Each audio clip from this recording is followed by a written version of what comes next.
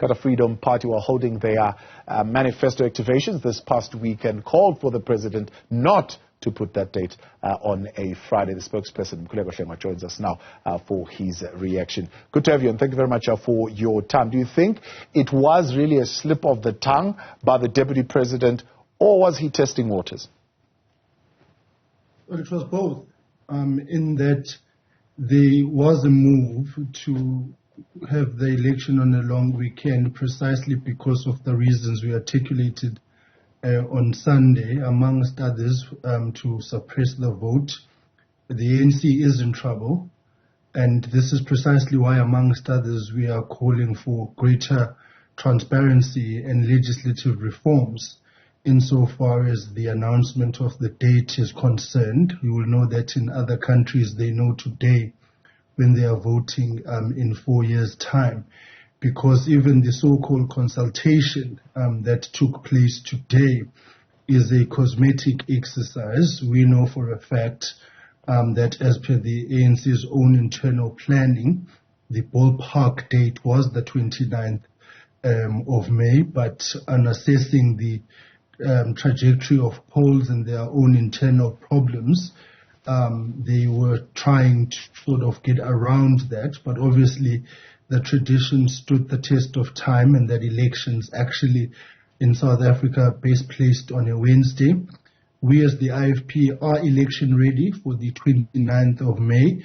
It is all systems go. In fact, a short while ago, the chairperson of the Daily Management Committee responsible for elections issued an invitation for us to convene on Thursday to streamline now our program, because we've been planning in the dark, amongst others, whilst the ANC has had full access to the date. So that competitive advantage is one which we find to be, grinding against the grain of democracy.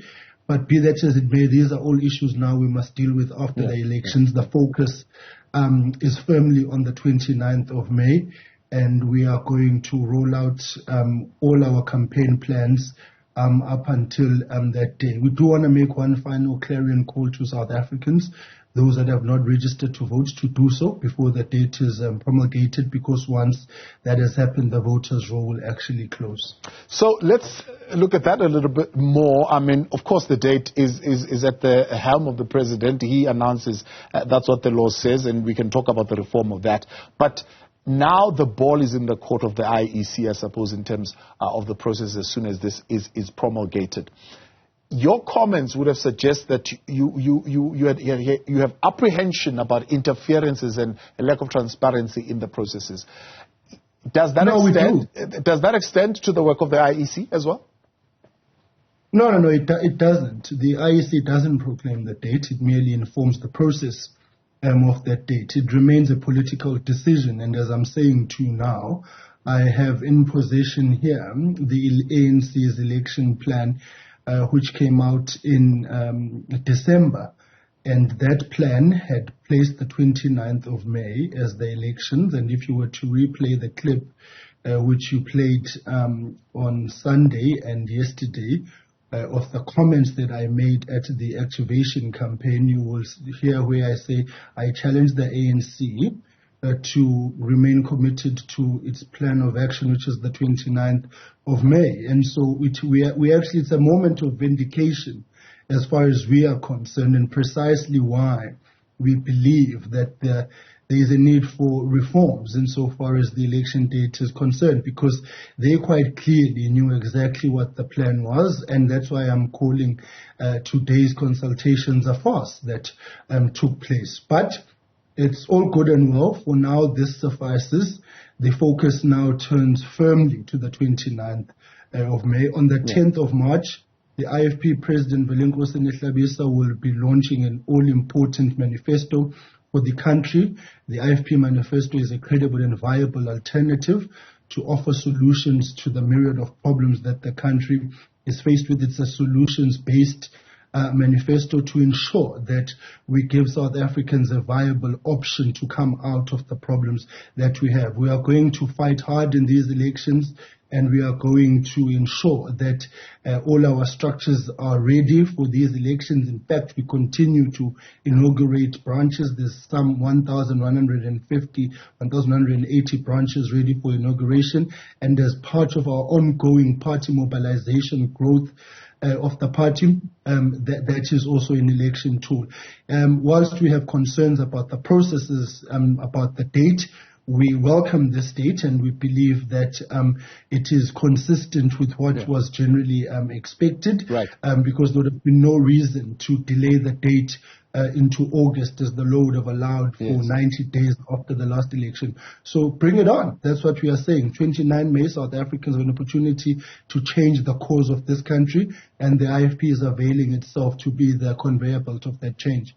I'll come to you about the IFP's readiness and what you think your prospects are. But let's stay again in this issue of transparency and things being done properly. You know, on the build-up, we've heard, for example, the former SG of the ANC being pushed on this question. He says, well, we'll be watching the ANC closely because we know what they do. And when he was asked, he tried to run away from that question. Former President Jacob Zuma himself has been calling for a closer watch of the IEC because there are concerns that things might go wrong. How's the IFP feeling about that? Well, that's all vindication. The people who ascended to power are now singing like canaries because they are out of power. We have always said that there is greater work that needs to be done to ensure that elections are free and fair and free from fear. And we are a democracy at work, a new democracy trying to find its feet around these things. But what we're not going to do is cast doubt on the IEC ahead of an election when up to now they've not done anything which is questionable on our part. Obviously, the work of the IEC is key and central, and as a stakeholder of the electoral process, we continue to interact and engage with the IEC at the National Party Liaison Committee, where we are represented. We do want to reiterate the clarion call that we have made time immemorial, that SATU members must not be presiding officers of elections or officials in any way, knowing that they have clearly pinned their colors to the mast and are actively participating in the electoral process of campaigning for the ANC. But we do believe that the IEC understands the risks which come with an election, and they are going to err on the side of caution to ensure that they too do not compromise on their own credibility. Of course, we're going to probe further the extent of which how this consultation took place, because the relevant stakeholders such as political parties were not actually consulted. And it's again what makes this matter dangerous, because the president wears two caps as president of the country and president of a party which is contesting the election. So these are all things that, working with the IEC, we believe we need to change. But again, we do not want to, at this point in time, point a finger to the IEC because they've not done anything, in our view, which is questionable. Yeah. The EFF launched their manifesto in KZN. They filled up the Moses Mabhida Stadium. They're saying it's a show of support that they have in the people of KwaZulu-Natal. The ANC is launching its manifesto. They are hoping to do the same. We don't know what the outcome is going to be. You are hosting yours, as you say, on the 10th of March. When you look at all that, how do you think you as a party are going to fare in KwaZulu-Natal, considering the MK factor, which seemingly is also playing some kind of a role if the latest by-elections are anything to go by?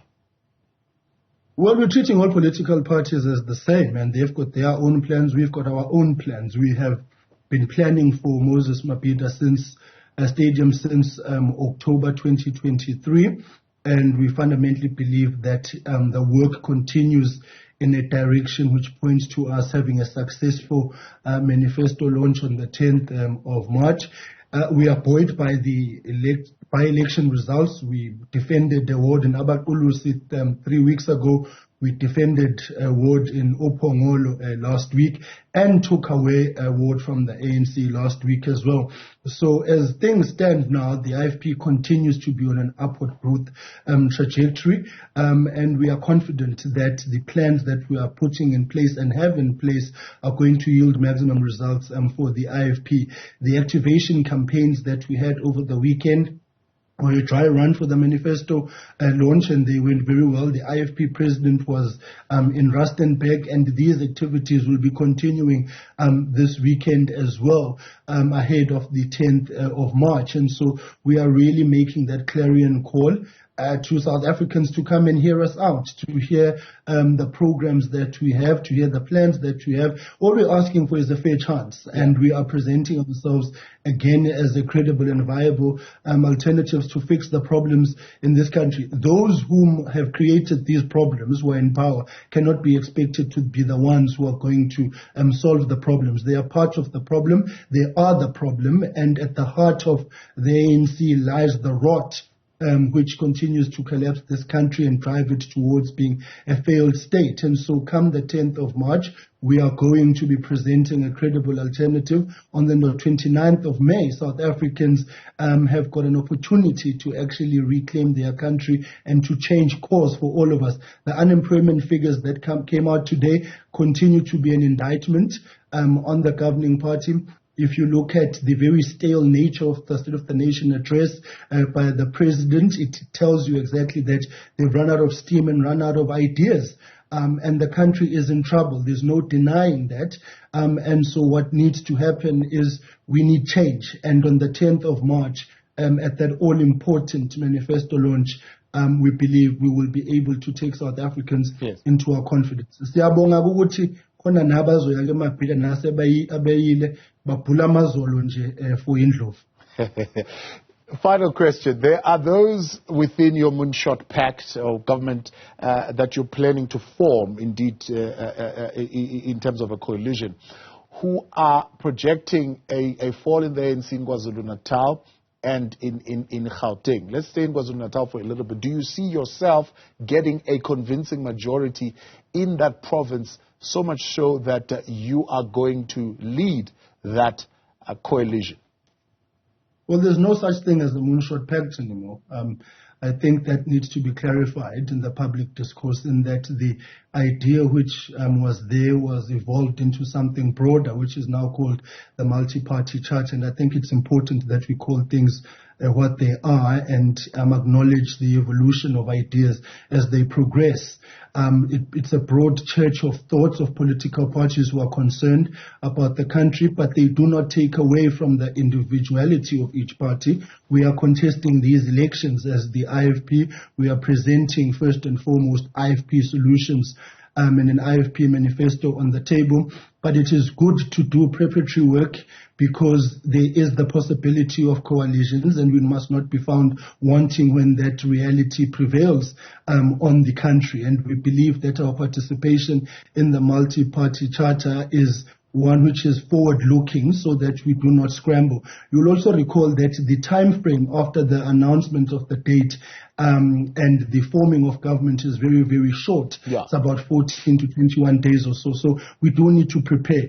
I'm not going to speculate on polls. What we want is an outright victory for the IFP in KwaZulu-Natal, and we want to govern that province. And we will consider our options within the multi-party charter once the election results have come out. We're not going into these elections half pregnant. We're going there with the full confidence and full will and desire to actually win. And I think that the multi-party charter is a necessary instrument to prepare the country for coalitions, which we have seen are fast becoming a norm if you look at what happened in 2016 and 2021. And we continue to govern municipalities as well in KwaZulu-Natal on the basis of coalitions. So it would be reckless and irresponsible not to plan for that scenario should it arise. And I think that the platform of the multi-party charter seeks to save the country along the lines of ensuring that we're not found wanting should that reality arise. But we are contesting these elections as the IFP. On the ballot papers, you're going to find the IFP and all the other parties, and we are contesting each and every one of them, including those which are in the multi-party charter. Mkhuleko Hlengwa, we appreciate you for taking our call. Don't be scarce. Next time we come knocking, please avail yourself. I know it's good up to elections, going to be busy. It's a pleasure, and thank you very much for this opportunity. Take care and God bless. Much appreciated. Thank you very much. Inkatha Freedom Party spokesperson there, Mkhuleko Hlengwa.